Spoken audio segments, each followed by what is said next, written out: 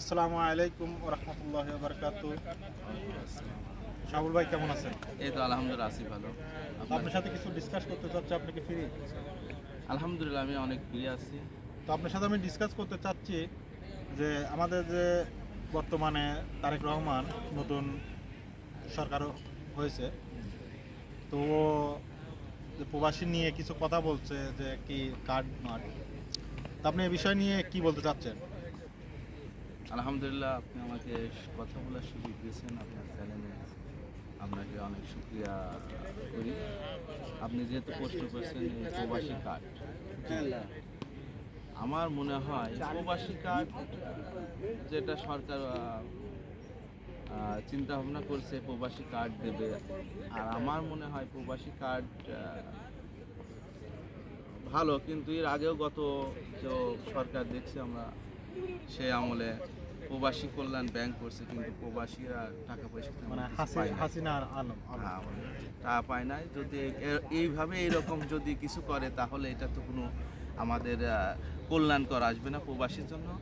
আর সবচেয়ে বিশেষ অনুরোধ করো আমাদের সরকারে যারা প্রবাসী আসবে, যেমন ইন্ডিয়া, কাতার, ইন্ডিয়া থেকে যারা কাতারে আসে, আমি কাতারে থাকি, তারা ফ্রিতে আসে বা 30-40 হাজার টাকা খরচ করে আসে এবং স্যালারি অনেকটা বেশি নিয়ে আসে, কিন্তু আমাদের তারা কিন্তু বিনা টেকায় আসলে বললে চলে, কিন্তু আমাদের কোনো সুবিধা, আমাদের লেবারে সরকারি খরচ 80,000 বলে, কিন্তু যারা এজেন্সির মাধ্যমে তারা 3 লাখ 4 লাখ একটা গরিব মানুষের নিয়ে নেয়, আর লেবার পোস্ট আসে প্রচুর পরিমাণে তাদের পরিশ্রম করতে হয়।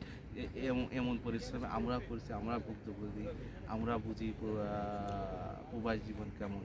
তো সরকারের উদ্দেশ্য যে তারা যেন সরকারিভাবে সবার জন্য ফিলিপিনে যেমন আছে, ফিলিপিনে যেমন আছে, সরকারিভাবে তারা লোন দেবে, যত টাকা খরচ হবে সরকার বহন করবে, এবং কোনো কারোর কাছে দেওয়া লাগে পাসপোর্ট দিলে সরকারিভাবে ভিসা হয়ে যাবে। ভিসা হওয়ার পরে সরকার তখন যেমন টাকা পাঠাবে, একটা পার্সেন্টেজ অনুসারে, যেমন সরকারের 2 লক্ষ টাকা খরচ হচ্ছে, সেই খরচটা সরকার 2 লক্ষ টাকা বহন করবে, এবং পরবর্তীতে যখন সে প্রবাসে আসবে, ইনকাম করবে, তখন প্রতি মাসে টাকা পাঠাবে, সেখান থেকে অ্যাকাউন্ট থেকে কেটে টাকা রাখে। তার লাভটাও কিন্তু মানে এটা সরকার পাচ্ছে, তাই না? সরকার এখন এই আমাদের যে এজেন্সি আছে, এজেন্সিকে আমার মতো এজেন্সি বাংলাদেশে থেকে বয়কট করতে হবে। এজেন্সি বলে কোনো হাজারো এজেন্সি দিয়ে এজেন্সি থেকে আমরা আসি প্রতারিত হচ্ছে, এবং একটা মনে করে একটা লোক যদি 4 লক্ষ টাকা খরচ করে আসে, 30,000 টাকা বেতন পায়, ফ্যামিলি ছাড়া চলতে গেলে তার কিন্তু 2 বছর লেগে যায় টাকাটা তুলতে।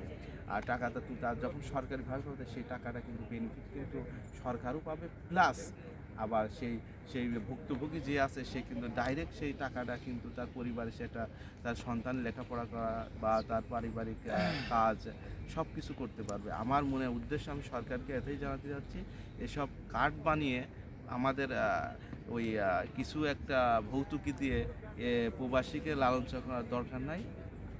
অ্যাকচুয়ালি যদি সে কিছু যদি করতেই চায়, তাহলে বিনা টাকায় প্রত্যেকটা দেশে লোক পাঠায় সরকারিভাবে, তাহলে আমার মতে হয় দেশে আরও উন্নয়ন হবে।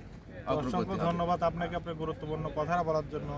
তো আমি অডিয়েন্সকে বলবো অবশ্যই ভিডিওটা কমেন্ট করবেন আর শেয়ার করে দেবেন বেশি বেশি, যেটি আসলে আসলে বাস্তব কথা বলছে শাহুল ভাই। আসলে ইন্ডিয়ার থেকে যারা আসে, ফিলিপিন যাক অনলি মেবি 20,000 30,000 রুপি আসে, কিন্তু এরা কিন্তু লিভারে আসে না, সবাই কিন্তু ট্রেডে আসে। তো আমি সরকারের কাছে অনুরোধ করব যে প্লিজ আপনারা যেন একটা শিক্ষা প্রতিষ্ঠান খোলেন, যে বিদেশের জন্য যে একটা ট্রেডের ভিসা যেন যায়, সে ট্রেডের ভিসা আসলে সেই বেশি টাকা স্যালারি হয়। তো এই জন্য আর আমাদের শাহুল ভাই আর একটা কথা বলছেন যে আসলে যে কম টাকায় বিদেশে আসার জন্য সরকার থেকে আমি তাদেরকে অনুরোধ করব যারা দায়িত্ব আছেন, তো প্লিজ আপনারা এটা এজেন্টের মাধ্যমে না করে আপনারা অফিস খুলে দেবেন, সরকারের মাধ্যমে আসবে। সবাই জেলায়, প্রতিটা জেলায় 64 জেলা আছে, জেলায় করে দেবেন, যাতে কেউ ভুক্তি না। আমি অনেক চোখের সামনে আমি অনেক দেখছি যে টাকা মার গেছে দালাল চক্কর নিয়ে, তার ফ্যামিলির হয়তো বাবা হোক কে হোক দুশ্চিন্তায় সে মারা গেছে। ঠিক আছে, তো সবার কাছে অনুরোধ করবো ভিডিওটা বেশি বেশি করে লাইক শেয়ার করে দেবেন। Thank you.